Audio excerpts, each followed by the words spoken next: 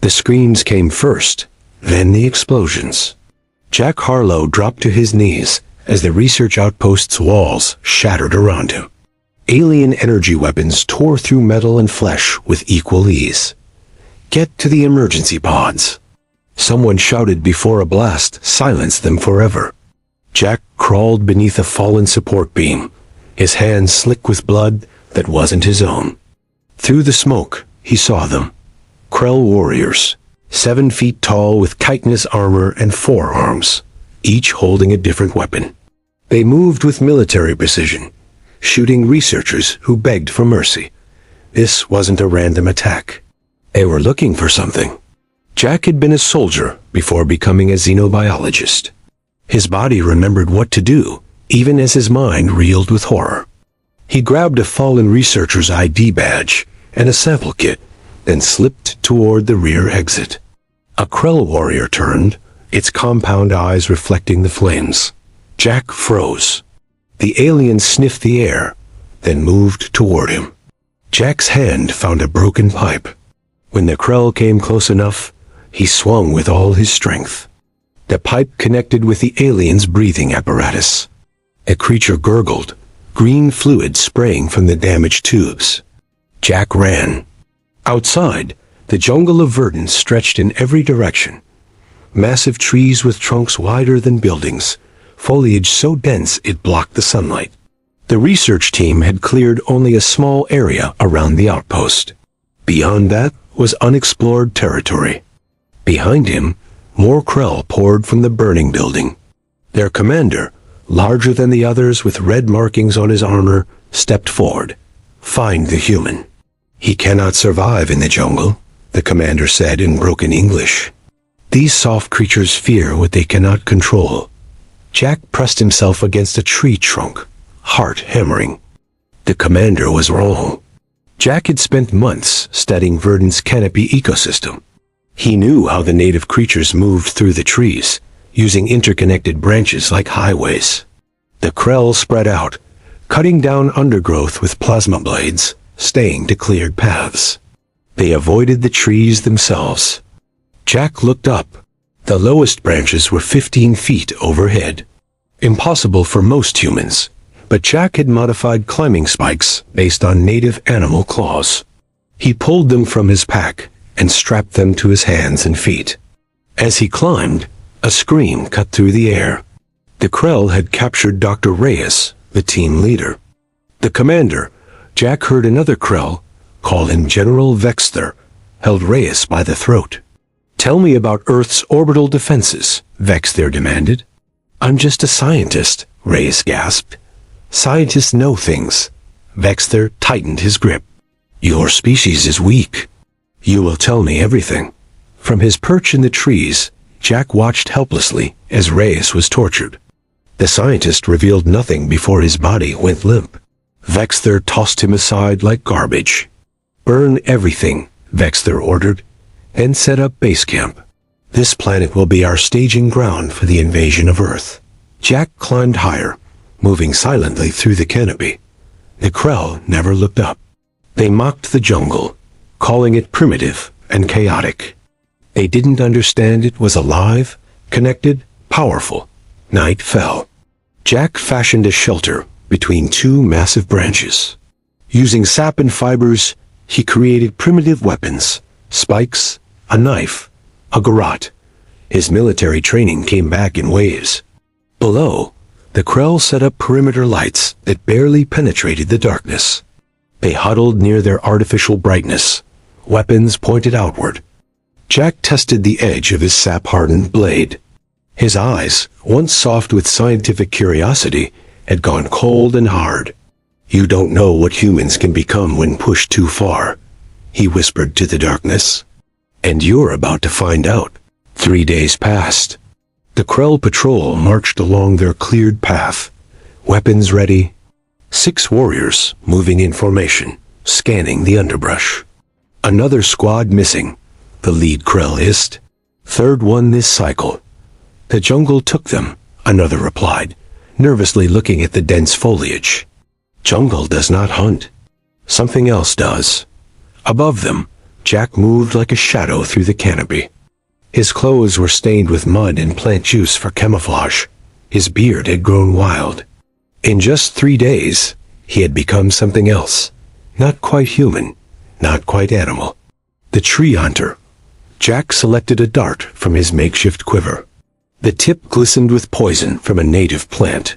He aimed at the gap in the lid Krell's armor where the breathing tubes connected. The dart flew true. The Krell grabbed at its neck, staggered, and fell. Before the others could react, 2 more darts found their targets. Up!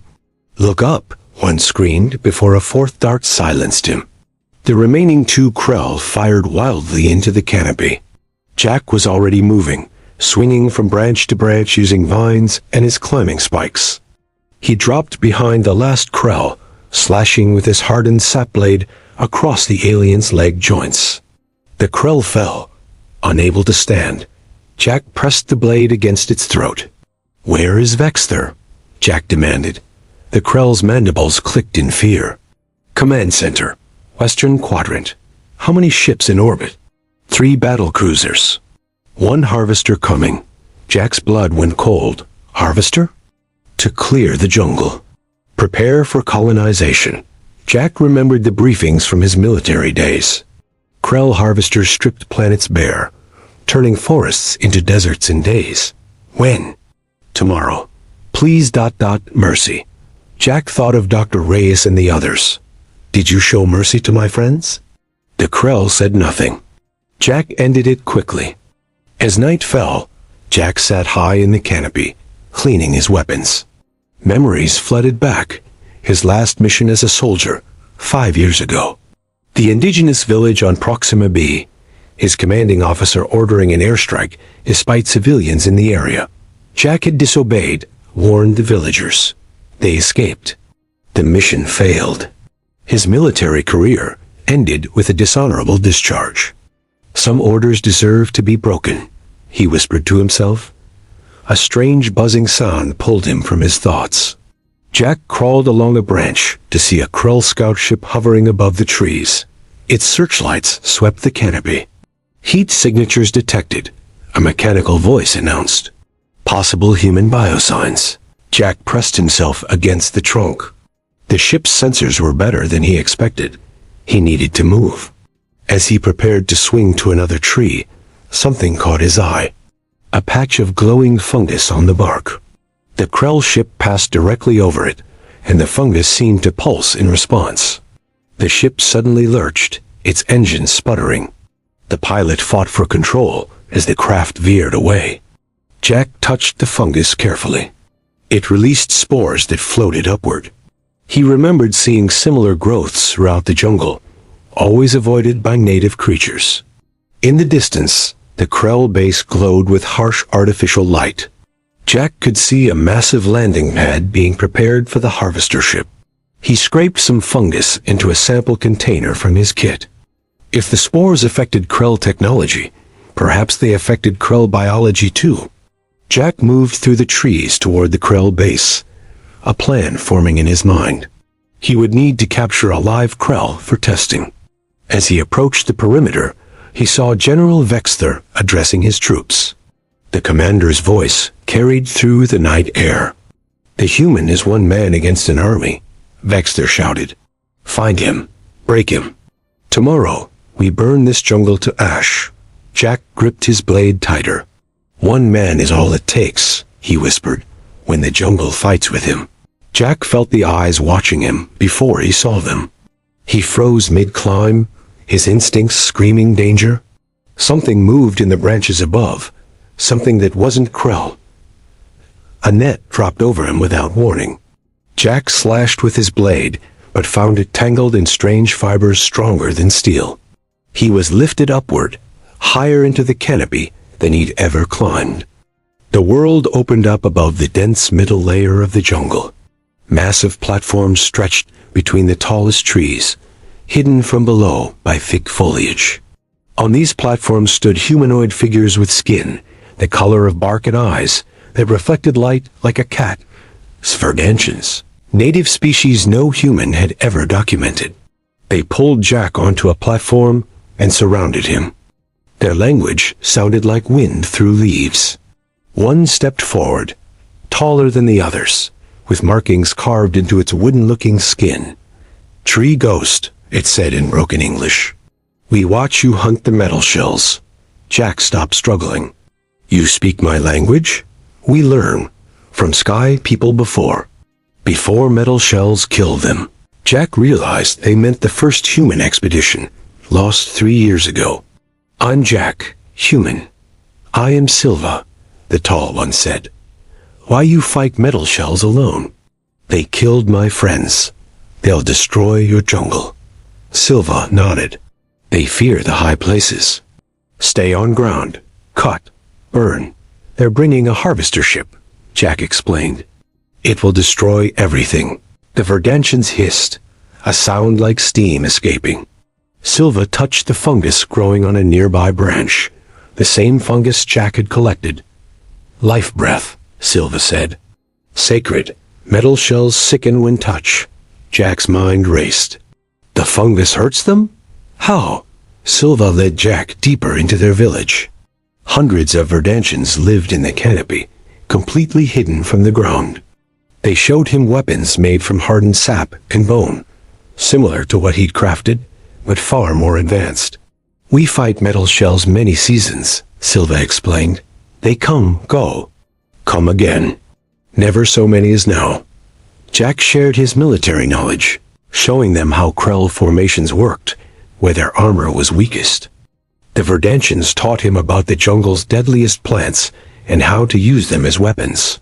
"Life breath's strongest weapon," Silva insisted, showing Jack how to concentrate the fungal spores into potent bombs. "But need get close." Jack smiled for the first time in days. "I can get us close." They planned through the night. At dawn, Jack led a group of Verdantian warriors toward the clearing where the harvester ship would land. They carried fungal bombs and weapons, coated with toxic sap. The harvester appeared in the sky, a massive machine that blotted out the sun. Its lower section bristled with cutting tools designed to strip a planet bare. "Now," Jack whispered. The Verdantians launched their attack from the trees, while Jack created a diversion on the ground. Krell warriors fell to poisoned darts and fungal bombs that burst against their breathing apparatus. Jack fought his way toward the harvester's landing gear, planning to plant bombs that would disable it. A Krell energy blast grazed his arm, burning through flesh. He kept moving, driven by rage and determination. The plan was working. The harvester's landing was thrown into chaos. Then Jack heard Silva scream. General Vexter himself had captured the Verdantian leader and several others. The Krell commander held Silva by the throat, just as he had done with Dr. Rees. "Tree Hunter!" Vexter shouted, somehow knowing Jack was behind the attack. "Show yourself or watch these creatures die." Jack ducked behind cover, his mind racing. The harvester was damaged but still operational. The Verdantians were captured. And now Vexter knew humans and Verdantians were working together. Vexter's voice boomed across the clearing. "One Verdantian will die each day until the tree hunter surrenders. Your choice, human." Jack watched helplessly as the Krell dragged Silva and the others into their base. The trust in Silva's eyes turned to fear, then resignation. "I will find you," Jack whispered. "Whatever it takes." Jack moved through the shadows at the edge of the Krell base. Night had fallen, but the alien compound blazed with harsh lights that cut through the darkness. Guards patrolled in tight formation, more alert than before. "Too many," whispered a Verdantian scout beside him. "No way in." Jack studied the perimeter. The main entrance was heavily defended. The walls were too high to climb. But there was another way. "Underground," Jack said. "The water drainage system." The scout looked doubtful. "Water path small. Dangerous." "So am I," Jack replied. They found the drainage pipe half a mile from the base. Jack squeezed inside, the cold water soaking his clothes. The pipe was barely wide enough for his shoulders. Any Krell would find it impossible to navigate. Jack crawled through darkness for what felt like hours. The pipe narrowed in places, forcing him to push through on his belly. His burned arm screamed with pain every time it touched the metal walls. Finally, he reached a grate that opened into the base. Through it, he could see a storage area with minimal guards. Jack waited until the patrol passed, then kicked the grate free and pulled himself up. He moved silently between storage containers, working his way toward the prison section. A Krell technician appeared around a corner. Jack struck before the alien could sound an alarm, dragging the body into the shadows. The prison was a circular chamber with cells lining the walls. In the center stood General Vexter, watching as a subordinate tortured a Verdantian prisoner. Silva was in a nearby cell, watching helplessly. "Tell me about the tree hunter," Vexter demanded. "What are his weaknesses?" The Verdantian said nothing. Vexter nodded, and the torturer applied a glowing rod to the prisoner's skin. The smell of burning wood filled the air. Jack felt rage build inside him. He had a clear shot with his dart gun. He could end Vexter now. But the room was full of guards. He would never escape. Then he saw something that changed everything. On Vexter's belt hung a data device, likely containing the Krell invasion plans for Earth. Jack needed that information more than he needed revenge. He retreated, formulating a new plan. If he couldn't fight his way in, he would let himself be captured. An hour later, Jack walked openly toward the main gate of the Krell base. Guards surrounded him immediately, weapons trained on his head. "I surrender," Jack said loudly. "Take me to Vexter." The Krell general was waiting when they brought Jack to the command center. Vexter circled him slowly, mandibles clicking with satisfaction. "The famous tree hunter," Vexter said. "Not so dangerous, no." Jack kept his face neutral. "Let the Verdantians go. Your fight is with humans, not them." Vexter laughed, a harsh sound like grinding metal. "My fight is with all who oppose the Krell Empire." He leaned close to Jack's face. "And you will help me win that fight?" "Never." Jack spat. Vexter nodded to a guard, who brought in Silva. The Verdantian's eyes widened at the sight of Jack in chains.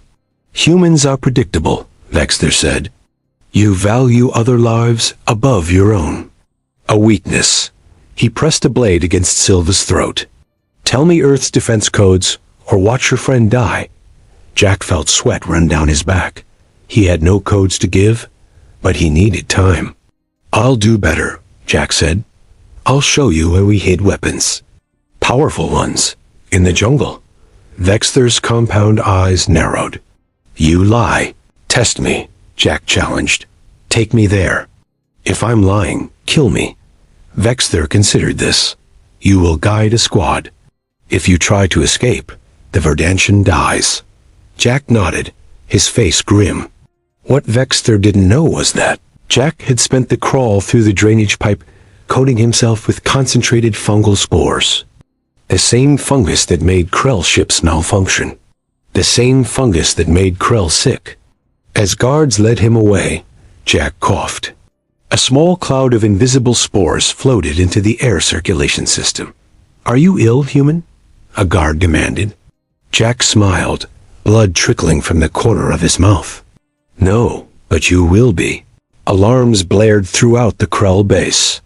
Jack pressed himself against the wall of his cell, listening to the chaos outside. Guards ran past, their movements sluggish and uncoordinated. Some stopped to cough, green fluid splattering their armor. The fungal spores were working faster than he'd expected. A Krell collapsed outside Jack's cell, convulsing. Jack reached through the bars, grabbing the guard's weapon. 3 shots later, the lock was destroyed. Jack stepped over the dying guard.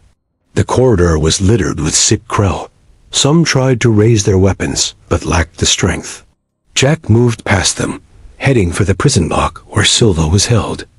"Containment breach in Sector 7, announced a mechanical voice. Unknown biological agent detected. Jack found Silva and the other Verdantians locked in a large cell. They looked weak but alive. Jack blasted the lock. "You came back," Silva said, voice filled with wonder. "I keep my promises," Jack replied, helping them up. "Can you fight?" Silva straightened, eyes hardening. "Always." They armed themselves with fallen Krell weapons. The Verdantians moved with surprising speed, despite their injuries. Together, they fought their way toward the command center. The base was in complete disorder. Krell soldiers fired at shadows, their minds affected by the fungus. Some turned on each other. The air filtration system had spread the spores to every corner of the facility. Jack kicked open the door to the command center. General Vexter stood alone, surrounded by the bodies of his officers. Unlike the others, he showed no signs of illness. "Breathing mask," Jack noted, seeing the special apparatus covering Vexter's face. "Smart. I studied your jungle poisons," Vexter said. "Did you think I wouldn't be prepared?" The general raised his weapon, firing a blast that Jack barely dodged. The shot hit a Verdantian behind him, turning the warrior to ash. Jack rolled behind a console as more shots destroyed equipment around him. Silva and the others scattered, returning fire when possible. "You've lost, Vexter," Jack shouted. "Your army is dying." "This base is nothing," Vexter replied. "The Armada is already on its way to Earth. Your world will burn like this jungle was meant to." Jack felt cold fear grip his heart. He had to warn Earth. The command center would have communication equipment powerful enough to reach human space. Vexter seemed to read his thoughts. "You'll never send that warning, human." The general charged, faster than any Krell Jack had faced before. 4 arms grabbed Jack, lifting him off the ground. The breath crushed from his lungs. "I will enjoy watching you die," Vexter hissed. Jack struggled, his vision darkening. Then he remembered the sample kit, still hidden in his boot. With his last strength, he pulled out a vial of concentrated fungus and smashed it against Vexter's breathing mask. The general screamed, dropping Jack as the mask cracked. Spores flooded into Vexter's breathing system. He staggered backward, clawing at his face. What have you done?" Vexter gasped. "Taught you to respect the jungle," Jack said. Vexter lunged one last time. Jack sidestepped, using the general's momentum to send him crashing through the window. Vexter fell into a pit of toxic plants the Krell had been studying.